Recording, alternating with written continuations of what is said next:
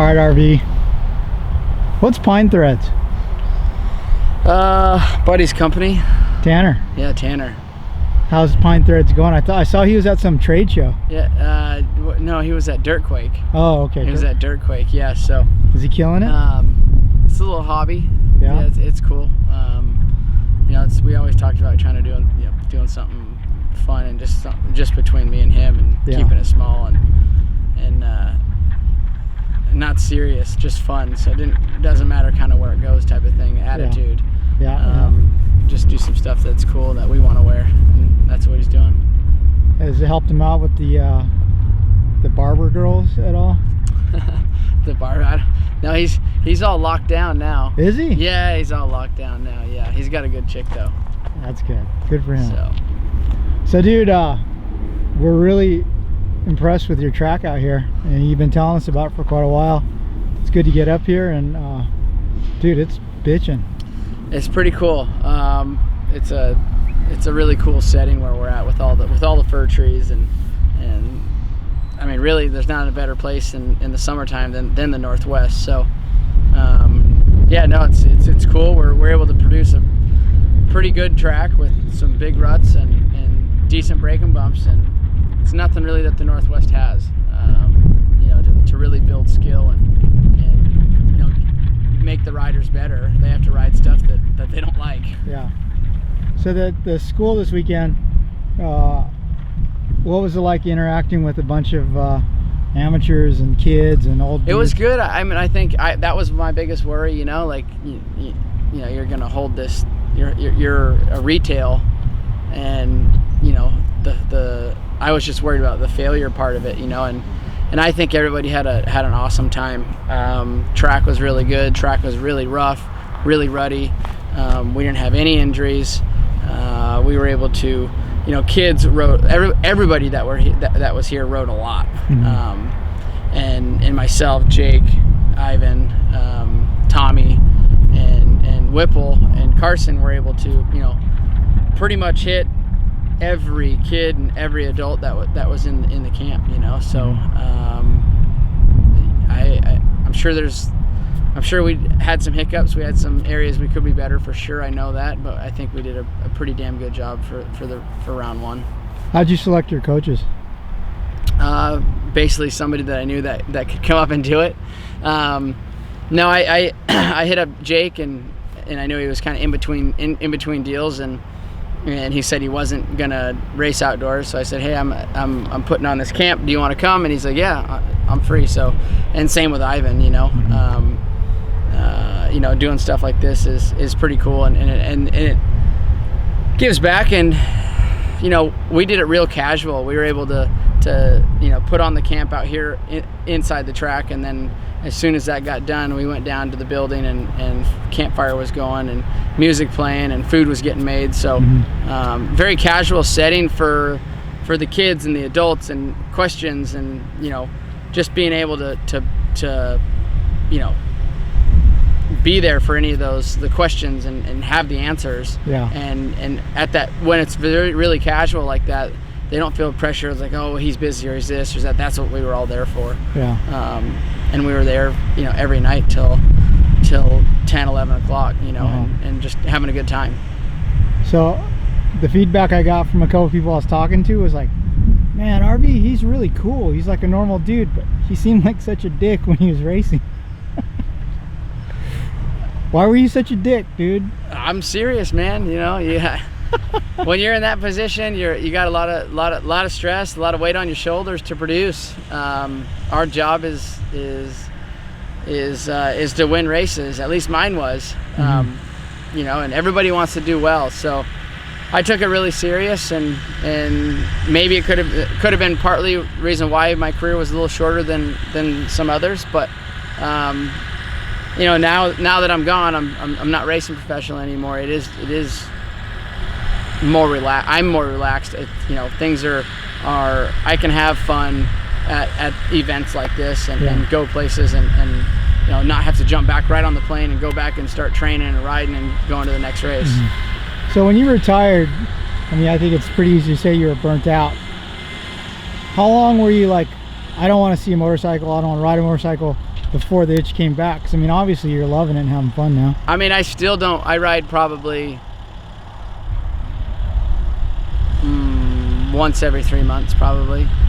Maybe once a month at the most. You know,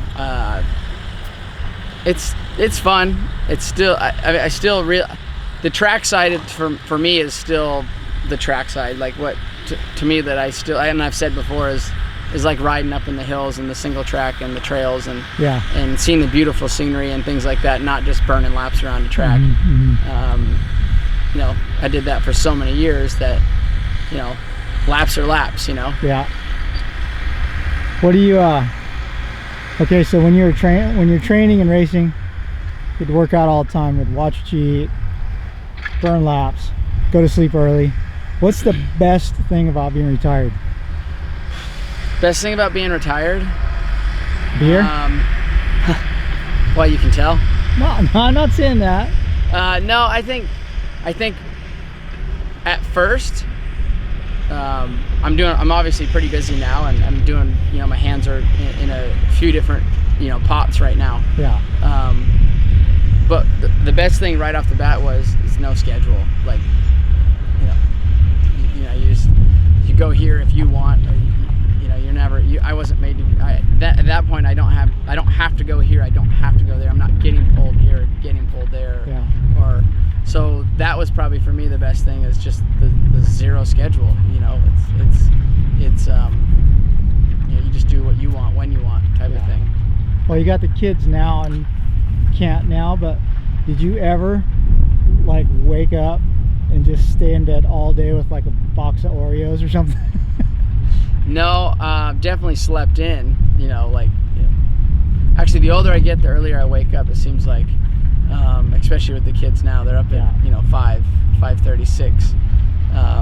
So, you know, somebody's got to get up with them, right? So, we got to trade off. There's two of them. Yeah. But no, I try not to do that. No? Not even one? No. I mean, I love Oreos, but there's a lot of calories in those things. They taste awesome, though. Fatherhood. What's the best thing about it? You know, every day gets better. We're a year old on next month, the 22nd. So every day is like, it gets better and better. You know, they're doing a little more. They do more. They're not as whiny. You know, they're not so codependent on you. Now it's like the door's open and they're outside, or, you know, they're crawling over here, crawling over there. But it's watching them already, like, kind of, you know, grow up, you know, or become one, and watching the transformation from, you know, when they were born. I mean, yeah, really, it's not that long ago, and they were both 5 pounds, and, you know, now they're huge compared to that. But no, it's a lot of fun. I always really, you know, wanted to have kids, and that was, you know, one of the goals after racing. So I'm enjoying it. It's a lot of fun, and you know, when they're laughing and playing, and it's a pretty cool feeling. It's funny, you at one point in your life you probably thought winning a championship was the best feeling you'd ever encounter. Yeah, no, I mean, they're both a lot of work, right? I mean, you have kids, and it's it's a lot of work sometimes, and but there is nothing really. There's nothing like it. Not even a Supercross championship. That's cool and all, but you know, when you look at your kids, and you know, one of them looks like me, one of them looks like her. It's like, you know, it's crazy. Yeah. So I just had a thought about the summer camp. You know, the nighttime thing and the dining hall and everything. You should have brought in a technical mechanic expert to teach the parents, like Steve Mathis. Oh yeah, a mechanic, like a race bike mechanic. Yeah. Oh, like Mathis. I think Mathis would have been a perfect guy to pass mechanical knowledge, don't you? Steve, no, Mathis, he can't do it. But no, I think that is something that we should go over. I found a couple sprocket bolts loose, you know, things like that. You know, like it. You know, if you don't know, you just don't know. So that's something that definitely we can help on. Just like we can help on the track, there's, you know, we can all help with, you know, just, I wouldn't say the bike maintenance, but the few key things to check over. I mean, you know, that are mandatory to do. Cool. So what does the rest of the year include for you? Rest of the year for me, we have a race this weekend, a series race, and then there's one more series race, and Top Gun's here, and then we're pretty much, that's September. Top Gun's like September 3rd, 4th, or 5th, those dates or whatever. Yeah. And then weather kind of starts to turn, so our window's coming up. It's, you know, going to shut down. Yeah. You know, pretty soon, and then this place will be on hibernation.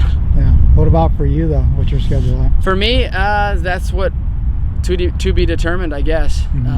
You'll see me at a few Supercross races this year, West Coast rounds for sure. I'll be hanging around there, and I mean, I do want to try to start riding a little bit more. You know, maybe a couple days a week. So we'll see how that goes, and you know, just kind of just be more involved. That was my whole goal. I took that time away to you know, basically recharge the batteries, and now that I was able to do that, you know, being back and being at the track, going to the races, seeing all the guys from the team, or all the teams that, you know, I grew up with, you know, from 16 till I retired. You know, it's cool to get to be able to hang out and see them. Cool. Right on, man. It was good hanging out. All right, man. Thanks, Don.